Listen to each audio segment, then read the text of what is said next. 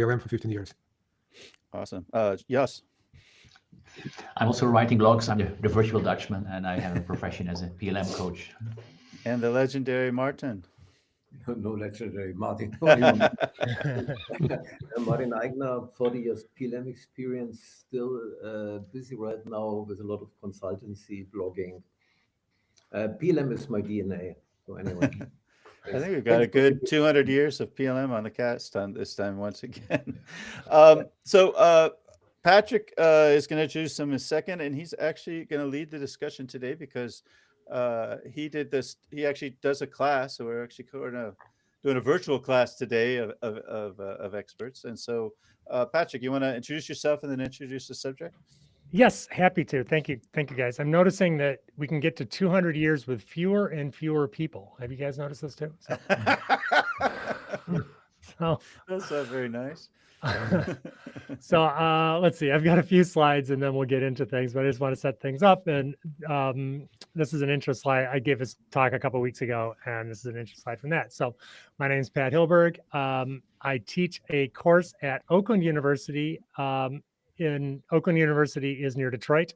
So we're deep involved in the U.S. Auto industry. And the name of the course is Managing Product Life Cycles for a Sustainable Future. So, and you can see some things about the class and about my background and such like as I do a shameless plug to try to get people to come join my class. So much of what we discuss in class are catastrophic product failures. My students work for companies which build trains, planes, and automobiles, and what we discuss is organizational dysfunction, which may lead to catastrophe. And I'm just going to set this up for the next few minutes, and then we'll come back and talk about it for the rest of the hour. I'm sure everybody on this call is familiar with the V model, and this is the systems engineering V. Stakeholders at the left have a set of needs. The corporation develops high-level specifications to meet these needs. These are decomposed into manageable pieces, and the pieces are integrated and tested. But the challenge and complexity is that no one person can keep the entire product in their head. So we decompose the work into pieces, implement those pieces at the bottom of the V, and integrate and test the pieces as they fit into ever larger assemblies moving up the right-hand side. Hopefully what we do at the top left of the V will get us to the product that we want at the top right. But when this fails, it does so catastrophically, costing many lives and billions of dollars. So while the V model that I showed in the previous slide is conceptually simple, I think this actually provides a more representative model of how product development occurs. Decomposition does not narrow to a point, but instead it broadens as work is divided across disparate groups.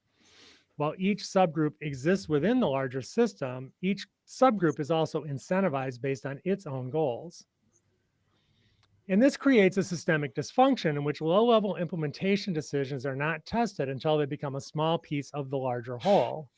So will isolated decisions in the bowels of development be fully understood later in the process? And systemic dysfunction impacts more than just product design. Can we ensure that after a door plug is removed for maintenance, all of its retaining bolts are properly inserted when the plug is reassembled? So what first set me off on this was a fatal issue known as the GM ignition switch recall. And in class, we discuss how the US government required airbags beginning in 1998 and in 2002 introduced a new regulation to reduce unintended airbag deployments. So note that we've got a new requirement into an existing set of functionality. We read that a software team implemented this requirement by only powering the airbag circuitry when the ignition switch was in the run position. So the only way that the airbag could go off is if the ignition switch was in the run position. But knowledge of that decision remained siloed within their group. At the time, the switch engineer who eventually made an unethical decision was consumed by problems in an unrelated set of electronics as he tried to prepare the switch for production. But very late in his development process, so late that it would delay the launch and cost GM tens of millions of dollars, and probably the engineer would lose his job. The engineer learned that the switch was not holding tension. And still, only the software team knew that the ignition switch was a critical component of occupant safety. The Chevy Cruze and Saturn Ion vehicles were released to market. After 10 years of dysfunctional decision-making and 124 deaths, GM addressed the problem through an $8 billion recall. So a question I asked my class, and we'll kind of get to this in a couple minutes, who should go to jail? If a nefarious actor introduced a virus into the airbag software, which eventually led to 124 deaths, they would be prosecuted as a serial killer. It's easy to say that GM is at fault, but who should go to jail? And I frequently have students employed by the automakers in the same role as this engineer who behaved unethically. They'll be facing these decisions. I heard some laughter too. A few years later, amidst teaching the ignition switch, the second Boeing 737 MAX crashed. I mean, literally, we were running through it right the week that it crashed. I wrote an article about the first crash. I researched and wrote an article about the first class, and we discussed that article in class. On October 29th, 2018, Lion Air Flight 610 lost control and crashed into the sea. A few minutes before it crashed, the first officer was given control of the aircraft, but in training, this officer did not show good air handling skills.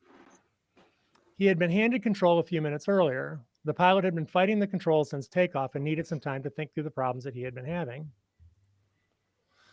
A day prior to this flight, in a previous flight on this same aircraft, another pilot had to fight through similar problems, including what's called a stick shaker warning.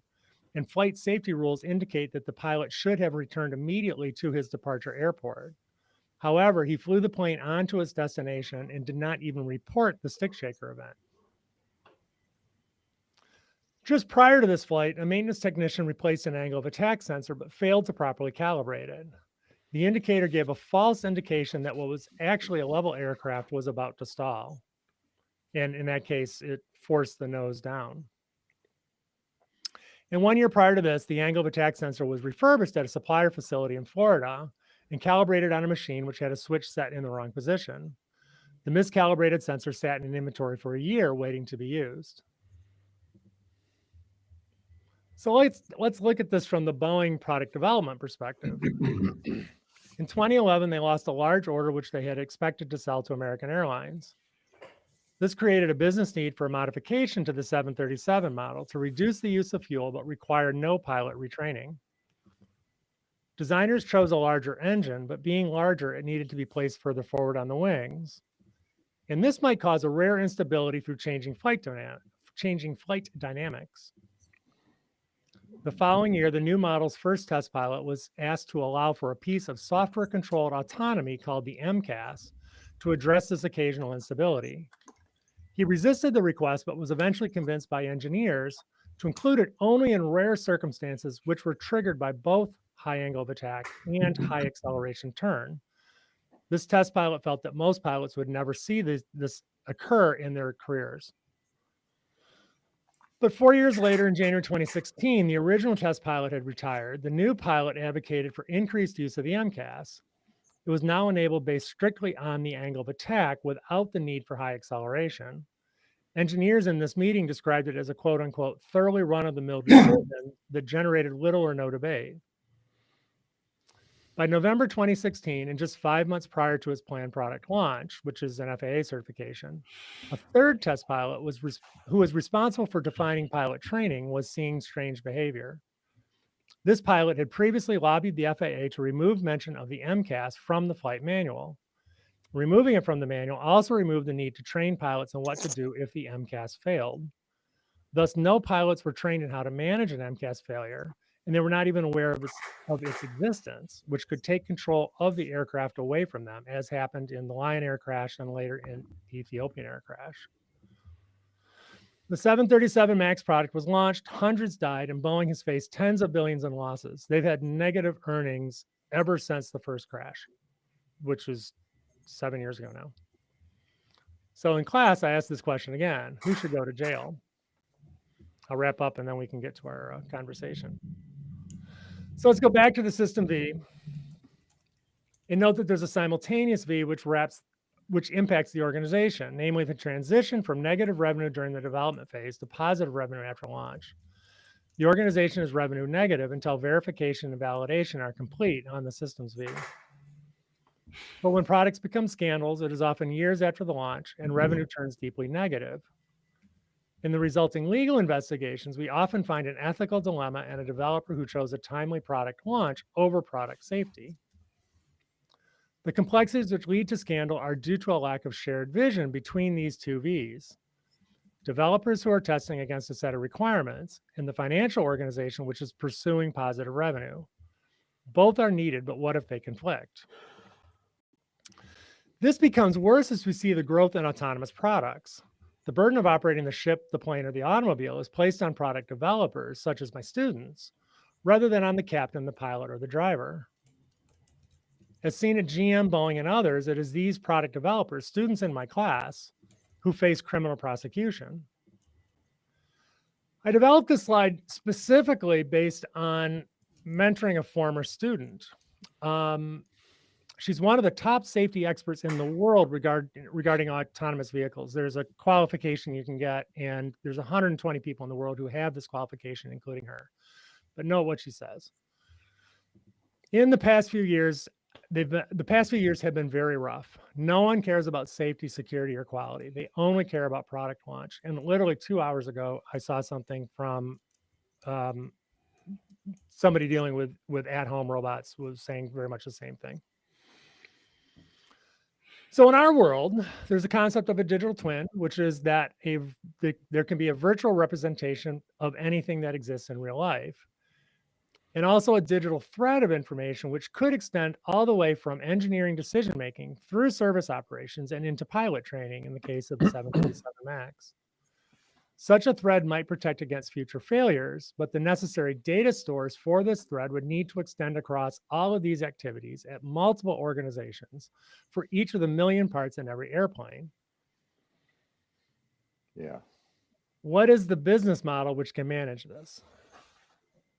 I won't take it through this today, but I take my class to this. What's the ethical model needed to manage this? I'll tell you, we spent a lot of time on ethics in my class. As our systems become more complex, how do we address the very small chance that something very bad will happen? Finally, let's get to our debate. So, 3 questions. In the case of catastrophic product failures, does PLM have a role in preventing these? If we think that digital threads could prevent these failures, what are the business models needed to manage these threads? And finally, in that dual V scenario, must product developers speak truth to power? So if you're a product developer on the system V and you're having an ethical conflict with a revenue person or a financial person on the revenue V, must you tell the person on the revenue V, we cannot do this and our business model is flawed? We'll start with the first one. And I'm done with that. Thank you very much for listening to that. So on the first one, does PLM have a role in preventing catastrophic failures like the ignition switch or the 737 MAX? And frankly, I think we're seeing similar things on autonomous vehicles. Anybody have any thoughts? You want a thumbs up or? Yeah, right. Yeah. Oh, I'm gonna stop sharing my screen so I can see more video actually. So. Okay. So who wants to go first? I think I saw Martin saying go up first and Yeah. Jos's. Yeah, I think Brian's back. Hey, Brian. we have to keep in mind that PLM is a system which should improve administration. We have a lot of tools along the product lifecycle which are able to give us a better insight in design. For example, I think if we have good requirements, if we have proven requirements, we can use system engineering in the early phase to check interdisciplinary design. And we can do a lot of simulation right now, co-simulation and singular simulation. But in this case, the 7.3, I'm pilot, so I read all the material from this crash, and I tried to avoid flying 737 MAX, and I was very successful. I think that is not a result of a single mistake. It's a systemic failure coming from pushing an old design to its limits. Corporate and competitive pressure against Boeing with their A320neo. float incentive structres and partial self-certification. That is, for me, unbelievable that the FAA re-delegated certification process to Boeing itself. And communication failure inside Boeing and with regulators, cultural problems within the company, and regulatory blind spots and misconducted by the FAA. I think it is fully in this. I can say clear no. PLM will not help to protect it. I think I have some experience to improve requirements with artificial intelligence to make requirements better and compliance suited. That is possible. We are doing this in automotive airbag seat belts, and it looks like we will be successful. But in this case, where the management, I think the mistake was on the upper management, and even the best implementation of PLM will not protect us against this type of failure. We have hands raised. Brian, then Rob. Yeah. So just quickly, PLM should be able to protect against these kind of things happening, but in my view, automation has to have guardrails, right? So if there's something that's saying that the plane is, going up and it wants to bring it down, and the guy's trying to hold back as is, going like a land dart into the earth, there should be a way to say shut off the automation because it's screwed up, right? There should be that. So that's a design thing, right? But there is, the way I look at PLM is pre-product, product design development, product in use, feeding back to product design, right? So the key is PLM is not just the engineering content. It's all the things prior to and subsequent of the manufacturing. So if the manufacturing, if PLM continued in through the in use or in service, like it would in an industrial plant, and it knew that there was a failure in the thing saying, hey, you're going up, bring it down. No, bring it down. All that conflict and strife should have never happened twice. If it happened once, that's because, you didn't have guardrails that said shut off automation. It's like instrument flight rules versus visual flight rules, right? When you're landing. So if you put anything in automation, when you're engineering something, you should also say, how do I turn that damn thing off? That's number one. And the fact that it didn't allow the pilots to correct its misconception the second time should have been fixed, because that feedback, whether it's through the box or whatever the hell instrumentation connects in through to PLM to say, things are weird, change the design. Things are weird, change the design. If that loop does not exist, then you won't fix the second time, but it should always have been fixed the second time. So I'm going to stop that one. Let's put a pin in that thought, because I think it gets to the digital thread part of the conversation, which right, is next. It does. But yes. Yeah, okay. Rob, go ahead. Yeah, so for me, it's a question of what's in scope of PLM and product data management across the life cycle. So does that, we talk about as used, but then are we really talking about as used for every single product made, right? And in the case of airplanes, etc., perhaps you could do that, but really, is that part of the life cycle that you need to be able to say, for example, okay, we've got the part there or the part's not there, and how you do that if it's not electronic, I don't know. Like if a plug's missing, for example, or a bolt's missing, I don't know how you detect that. And then even going back to the tests, is testing in scope of product lifecycle management? And you could argue that that's actually more of a quality thing, but surely that has to be linked to part validation and part quality validation. So yeah, are we just looking at, are all the parts there, or are we actually looking at, are all the parts functional, and do we need to have some smartness in the products that are thinking about the part quality for themselves? Yeah, I'll get Fino, although I'll say I think Rob got a little bit into what is the scope of PLM. But anyway, Fino, go ahead. Well, I had a great interview with Michael Rossum of Quix, which is a startup that does manages test data, And I was a bit shocked to learn that in Formula One, when they're spending literally millions of dollars on each race and millions of dollars on each car, the test data is just printed out Excel sitting on desks. Like, I mean, he was just astounded. That's why he left Formula One to create Quicks, because he's like, it's not. So I'm imagining in the aerospace world, it must be the same. The test data is just manual and printed out. It's absolutely not,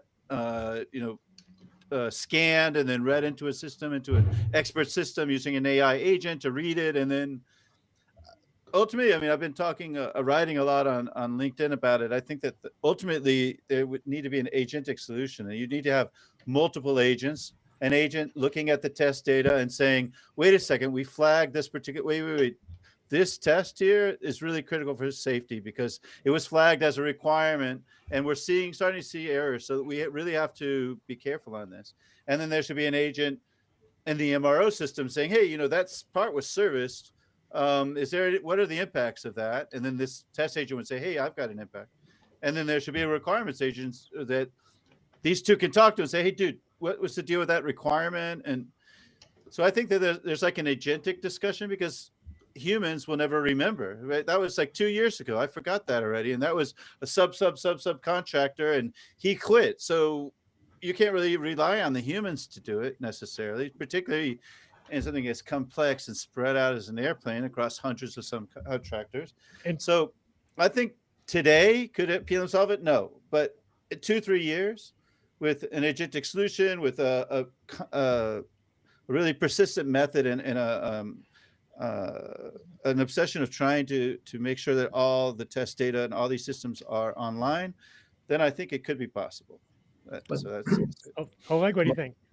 Uh, I'm going in the order you guys raised your hands. So. Okay. I raised my hand. So, well, I think I'm coming with Rob, and from my perspective, the real question is how much data we can collect and how much insight and analytics we can extract from the data. So eventually we will be able to extract more information. Eventually we will be able to connect more pieces of information. Eventually reasoning of models will become stronger. Eventually connections will be built using different graph and semantic models. So we will be able to get to the point when we can provide an insight that says there is something here that potentially has a higher failure, and that's something that Martin feels that he doesn't want to fly 737 without analytics. We just say without analytics. So, but we can get analytical way, and we can get to this point. If this data already there, yes. Is it connected? Not completely. Will we come to the point when the systems will be able to predict it better than today? Absolutely. Will it solve the problem? Unlikely completely, because it will be a human factor in everything. So we will increase the chances to identify those situations. Will it be 100%? I'm not sure. Will be, and finally, for companies, will it be economically important to do it or not? It depends, because Patrick, we had this conversation preliminary. There are more people dying in car crashes than in airline crashes, but people are more impacted by the one airline. And I look at the data. It was 240 people died in airline crashes and 40,000 in car crashes. So people that's just are the US. completely, right? Like only in the US, and people are quite silent. And it's a very, very different perspective. But then the money is impacted by how human perceive it, because when one self-driving car, and you mentioned autonomous vehicle, when one self-driving car is hitting a cat, all newspapers are suddenly writing about this. And how many people are hit by the normal car? A lot. So no one is like, it's not in the news, right? So I mean, the answer is somewhere in between. That's my take. Yes.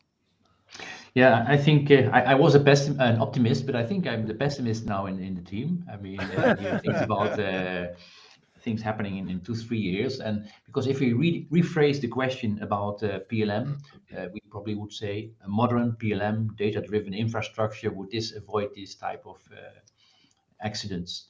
Well, 2 weeks ago, we heard Boeing in the PLM conferences speaking about their long-term journey towards a model-based enterprise. They are far from that. Nobody is there on that level yet that they control the data.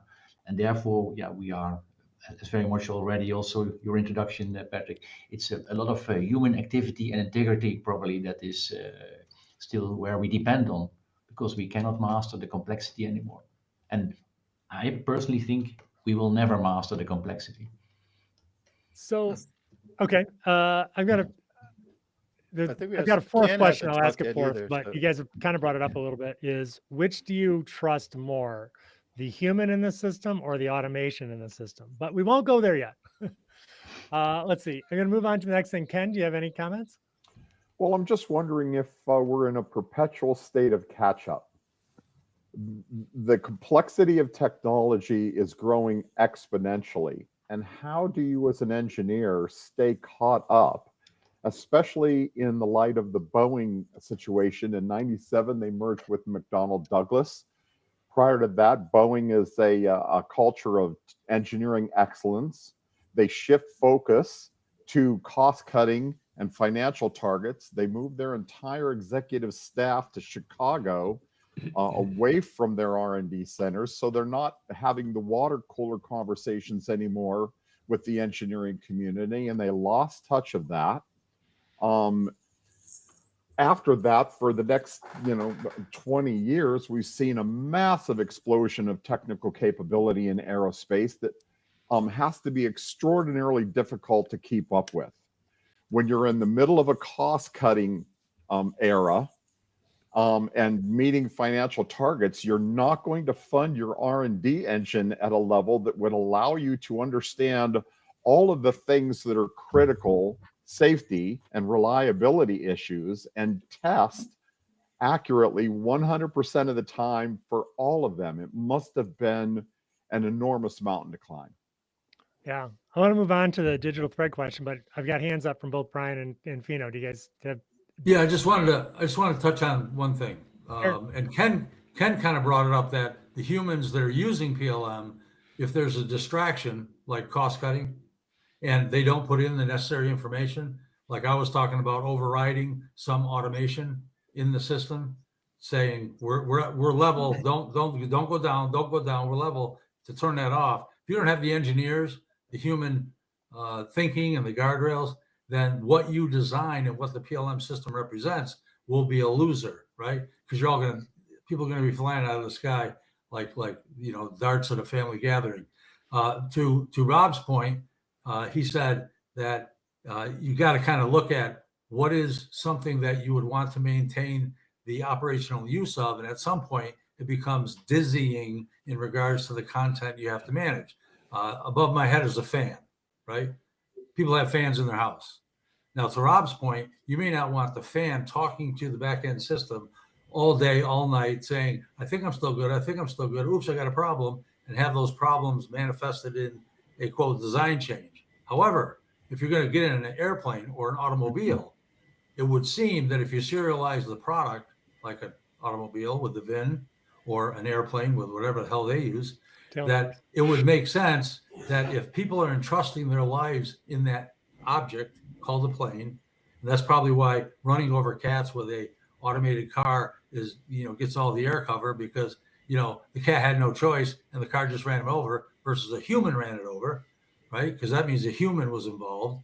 So if you can automate the playback from an airplane and what's happening, IoT, floating this content back, or from a car, you may not do it for a fan. There's too many of them. It's not worth it.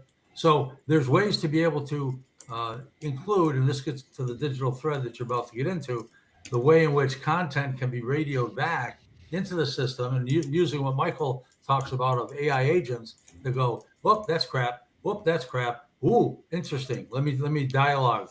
It depends on what comes back as to what happens. That whole flow and that whole, what I call PLM, which starts, from mind to market, right? It's not just Let me get engineering. let me get in. Thank you very much. Let me, and we're all kind of bumping on this. So let's get into the digital thread question. So, and note that the pilot on the previous flight had a stick shaker event and he did not report it. So Right. I don't need AI for that, right? I simply need, somehow I'm tracked. I mean, there was some sensor that gave a stick shaker warning. Right. Record the information on that stick shaker warning. Do not allow. I mean, there's a very simple green, black, Right, if that. green, red checkbox on this, right? Do not allow this to fly. As a matter of fact, we need to talk to that pilot. It's why he didn't go back. But in any event, let's imagine that without. There's this 80-20 rule of we can get 80% of the way there with 20% of the technology. Let's just imagine that a relatively uncomplicated digital thread with minimal amount, which is just looking at easily accessible data. Right. But we need to get that data is coming from multiple different, it's coming from Boeing and it's coming from, in this case, Lion Air, and it's coming from Lion Air subcontracted out their maintenance, and there was another subcontractor involved in maintenance, and there's pilot training and all of those failures. So what's the data infrastructure that supports that? And more to the point, what is the business model that supports that? Yeah, Fino, go ahead. Well, I think it actually does talk to digital thread, but in terms of the cat thing, I think what was interesting about that was not, well, it was a cat, but the same height of a cat would be a baby. And that was the scary part, is that there wasn't a camera there to check for objects that were street level.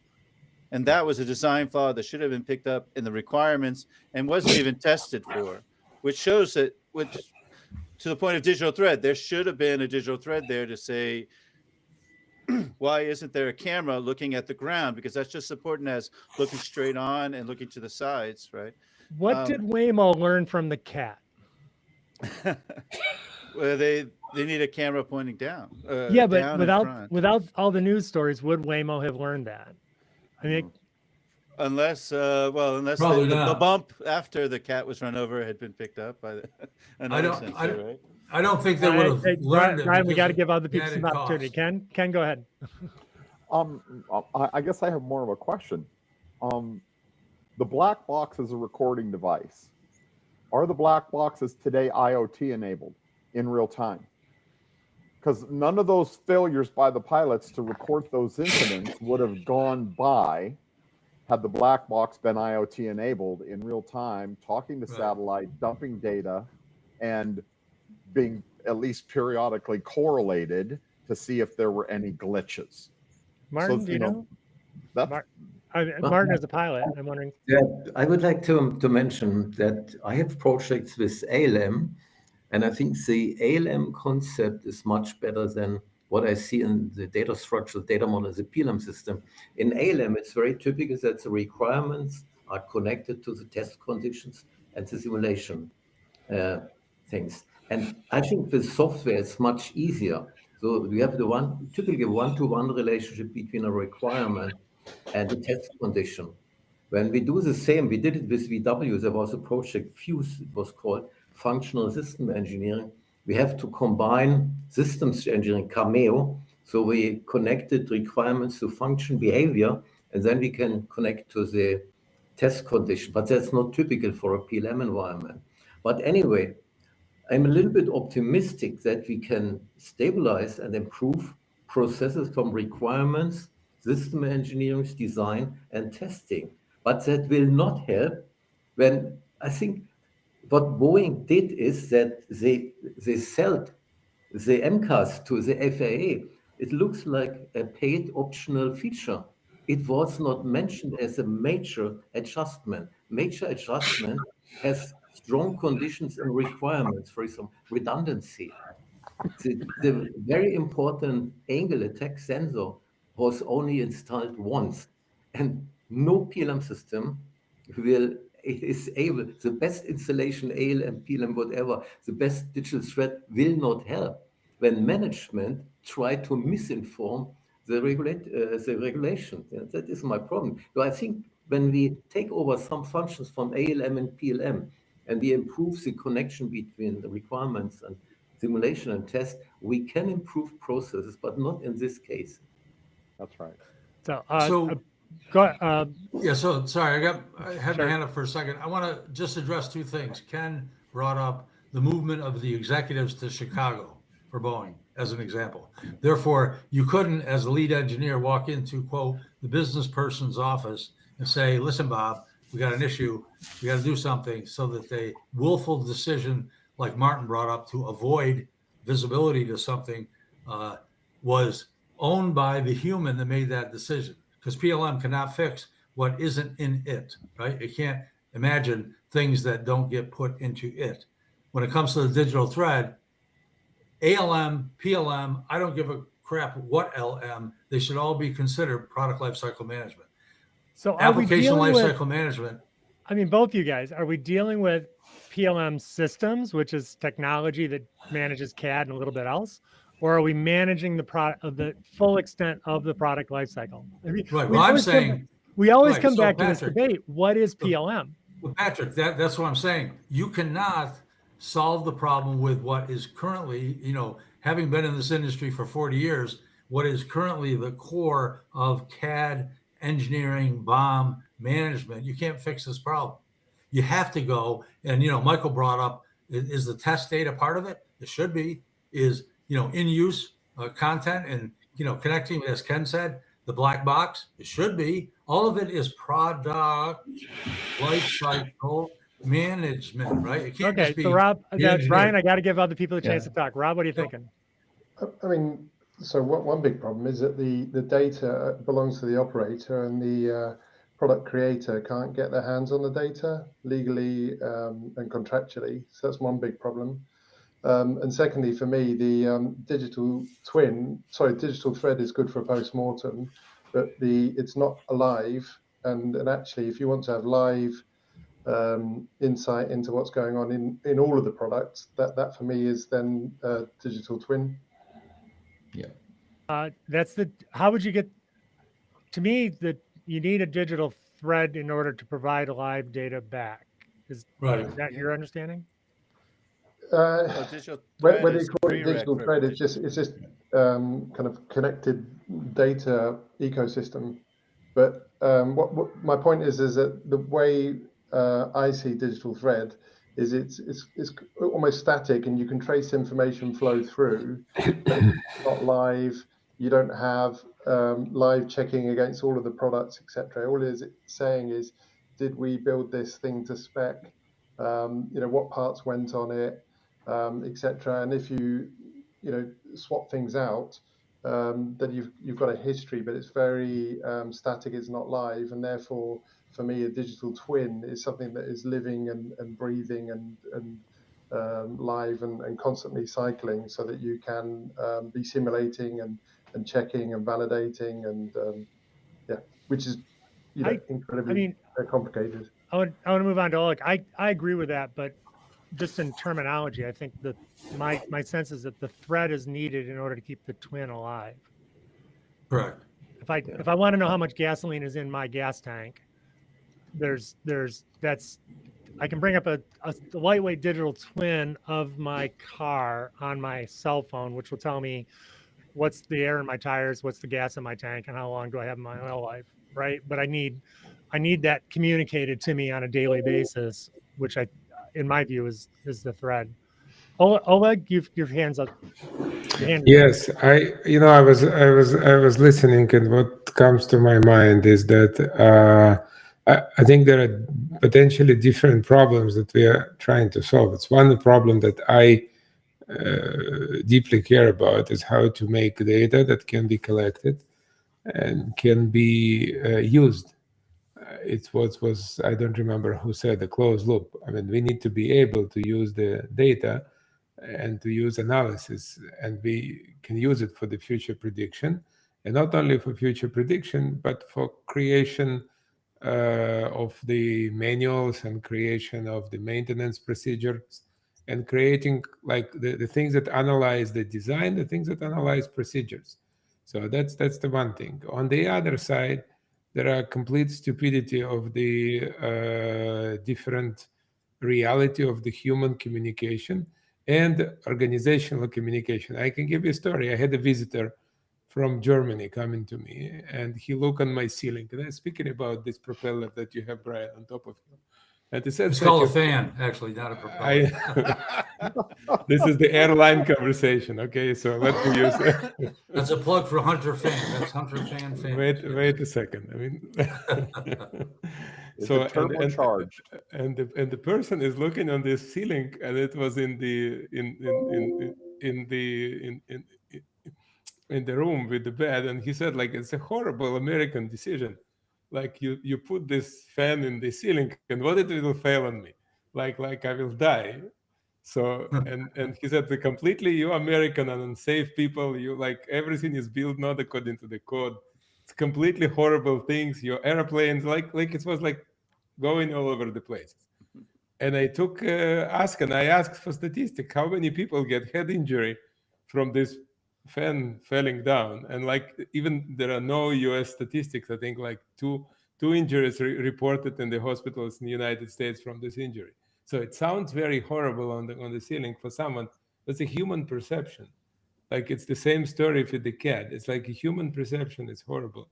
So and some people are operating using this perception, and they believe it's dangerous, and this is not dangerous, and we will not be able to fix it. Some people will be protecting themselves from the things that are completely safe and not protecting themselves from everything that is completely dangerous.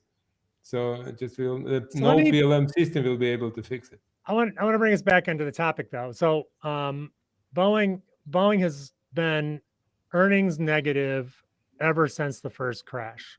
Every single year their earnings they've had negative earnings totaling $38 billion. I looked it up sometime recently. So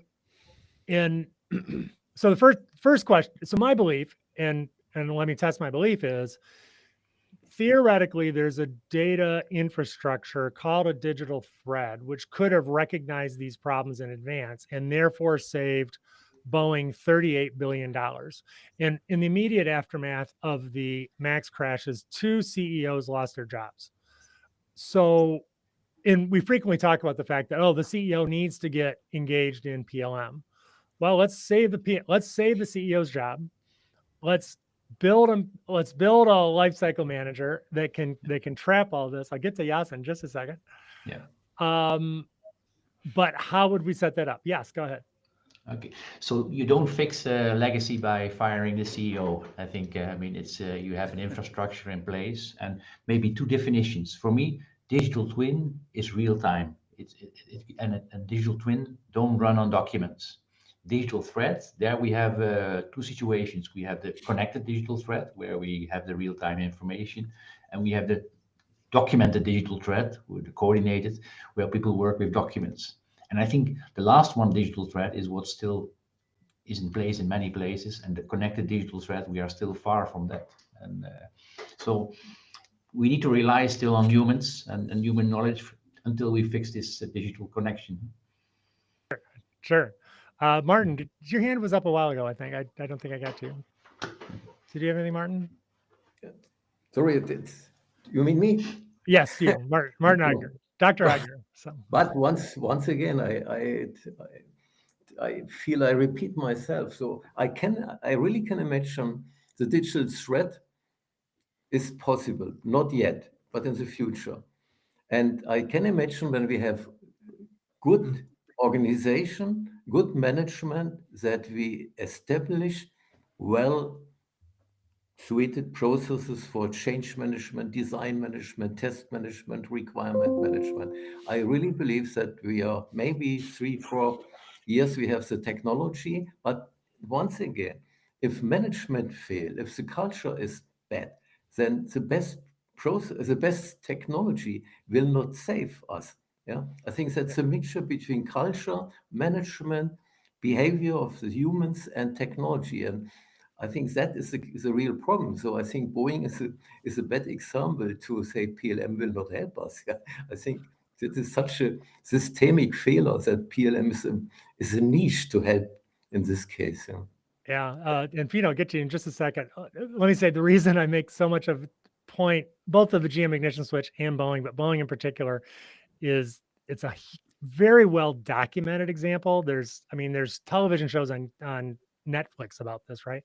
And it's also it's a pretty concise example. You can look at specific things and you can see where the issues are. Anyway, that's an aside. Fino, please go ahead. I just want to say that I don't think it's an easy problem by any means. I agree that, and we can, from this discussion, see there's some ambiguity in some of the terminology, right? We don't quite, all of us agree on digital twin, digital thread. The way I look at it is, I agree with Rob in the sense that a digital thread is more, you take a part number, which becomes a line number and a SKU number, and later becomes a serial number. And you hope that your serial number responds to some kind of requirement and physical model and 3D model that was done proceedings for having this running airplane. The fact that this operational data, which would define that digital twin of the entire airplane, is difficult, is very evident in the fact that PTC couldn't deal with ThingWorx. I mean, they just sold the whole thing. And that's a PLM company that just got rid of this business that they bought for about what they bought it for 10 years later. It just shows that it's a difficult problem, right? I think the only PLM company today that still is really doing IoT is Siemens with MindSphere, which isn't even called MindSphere. Now it's Insights Hub, but they're the only one. I mean, DS does a little bit with Apriza, but it's still not a turnkey IoT solution. And now TSG will hopefully do ThingWorx, or they'll just use Kepware, as Walker Reynolds thinks. But you want to be vendor independent as a company. You do, but I'm just saying that it's a difficult problem to solve. If PTC couldn't figure it out after 10 years, that means it's not an easy one. It's not a low-hanging fruit. The real-time world and the PLM world, they're hard to connect. So that's why my opinion is it should be more of an agentic thing. You have agents that can sit in the real world and throw up alerts, and then there's somebody in that more static development world that's saying, oh, wait, there was a problem over there. The agent wakes up and says, hey, we better look into this a little further, something like that. But I don't know I don't think you'll ever get to one system that'll do it all, because it's different kinds of data. You have transactional data, time series data, collaboration data, CAD data. They're just also heterogeneous. I don't see one system managing all of it. That's all. Brian, I want to get to you in just a second, but briefly,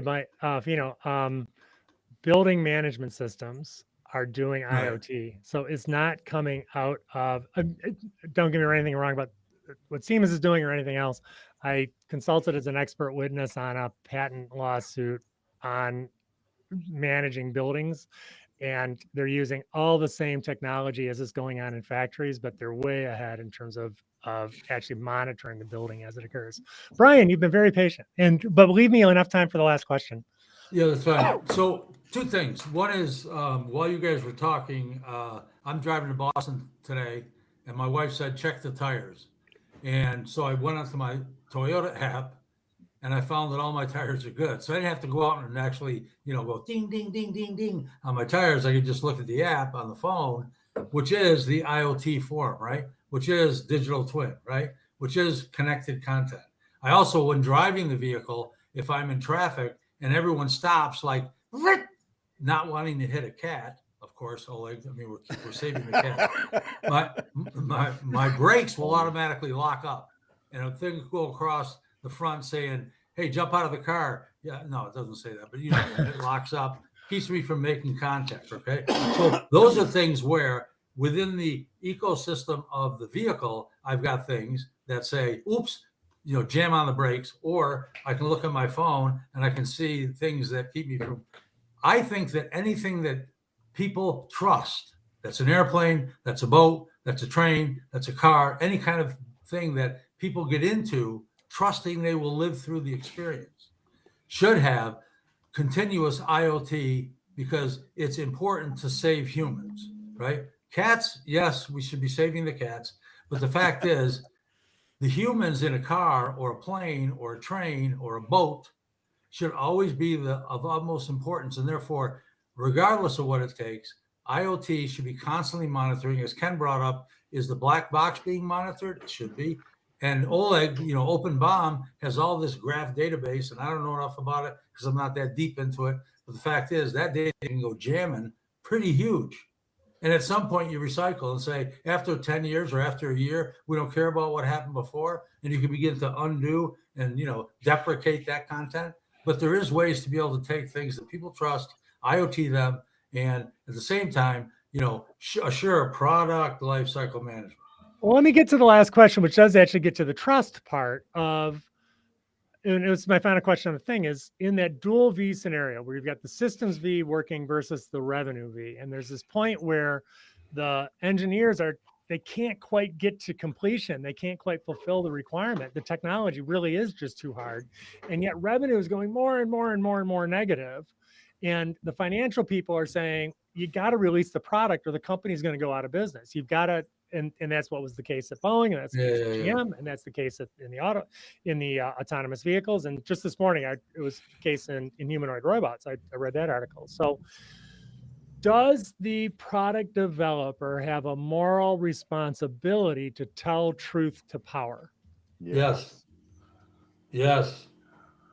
Okay, give me the thumbs up, thumb down, and recognize it. And it's telling truth to power. Yes. You're probably going to give up your career. Yes. Hey, look at the Justice Department. There are people flying out the windows in that place. Thank you very much. Because they're not doing things they're not supposed to, or they feel Yeah. they're not supposed to. So if an engineer says we don't have the technology to protect humans, and yet we still got to get out the launch door, then they should be saying caveat, safe harbor statement. Don't get in the. They should be doing something to augment. I couldn't fix this problem. All humans beware, or something that caveats or fixes whatever it is that could be an issue. But Patrick and Michael, it could be a wonderful discussion. I have started a LinkedIn. I do not agree to the standard V model because it comes out of the software, and software is design and testing. Software is not produced. I think the standard V model is not suited for mechatronical interdisciplinary products. So we miss totally on the left side. We have in the early phase with Cameo, we have a small V where we can simulate in a system architecture. Later we can simulate with simulation system, and then on the right wing we produce. Yeah. So I think we have to think: is the V model a good model to protect us against failure? I think I had a colleague at Siemens who said the right side of the V gets very heavy. It gets harder and harder to get. The left side of the V is you got to look at a multi-V, right? Yeah, exactly. Look at multi-V. It's a multi-V. The little V and then the bigger V and then the very, very big V. I mean, it's a multi-V. Right. Michael, next discussion, is the V model appropriate for the actual? Oh yes, I would love that discussion because I'm Me too. I'm in the thumbs down, but yes, I would love that discussion. So, Me too.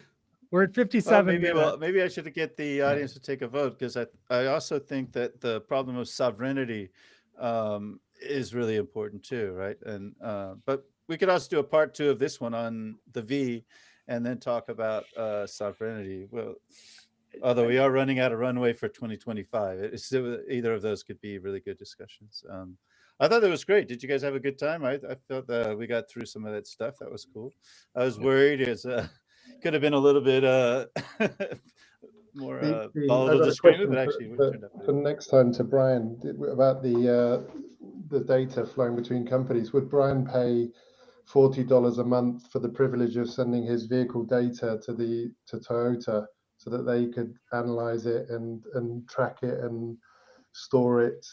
Well, I would say I wouldn't pay that, but they should pay me for giving them the data so that they can develop and augment and roll forward how a Toyota Avalon operates on the street. Let them pay me for giving them data, right? That's a very interesting point, Brian, because for many companies today, to show what you presented on your screen, they charge a customer subscription.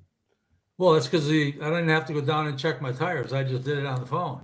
Right, exactly. so I do pay something for this, but the fact is, if you want to look at it as something that allows people to manage in-use content, the value of everyone that drives an Avalon, feeding back to let them see how the car maintains is something that's of value to them, as long as they feed it back into PLM to correct the design of some flaw, like tires or suspension or who knows what. So I think this is called regulation, right? So you put regulation on the companies and on the people to Right. run specific software, which is fine. But who will be doing it to connect all these pieces of data that we discussed? But that should be the There is- designer of Toyota. Toyota should do that. I mean, you know, it's all PLM, product lifecycle management, is the life cycle of the product from its ideation through its commercialization and the use of it. If it's a fan, you might not care the use of it. But if it's a plane, you definitely should care the use of it. This goes back to Kenn's point. Isn't the black box talking all the time to the back end system? The answer is no. Because you got a service organization, you got the original design, you got the resellers, you got all the shit. Excuse me, sorry. First, and all of it should be connected so that the life of humans is protected as best can be based on all the content coming together. To Michael's point of agents, AI agents going and figuring things out while you're sleeping, all that stuff should be happening. We have the technology. We're just laying down going, oh yeah, help me, get me out of bed. No, it should be, we're out of bed, we're getting this stuff done, and all the stuff should be connected. That's product lifecycle management. Not this, it's this. I think that one of the comments, and I should have been a little more vigilant in throwing in some other comments, but we didn't have a lot of time to to even talk about these very big questions. One of the comments was also about recycling, so the afterlife of the product, which is, I know, a big subject for Rob and Jos in particular. But the whole, I don't think that, I mean, I think Brion is correct that product lifecycle management goes beyond design and manufacturing, but I think it goes beyond service to recycling as well, particularly for products that have dangerous materials or just plain huge, like cars and airplanes. But I think the recycling angle is super important, and Europe has at least put that into law with the DPP and all that kind of stuff. So I just wanted to point that out. Oleg, what are you thinking? Oh yeah, Oleg's got his hand up. About what? About recycling? You have your hand up. You just raised your hand. I'm sorry. I already just forgot to switch it up. Time is flying. I gotta jump. It's been a fantastic hanging with you guys. Looking forward to the next time. Okay, everybody. Thank you. Sounds good. We'll see Yes, you we guys in are a couple just of beyond the weeks. top of the Everyone for hour. inviting Thank you very much. Thank you. Cheers. Bye-bye. Bye, guys. Bye bye.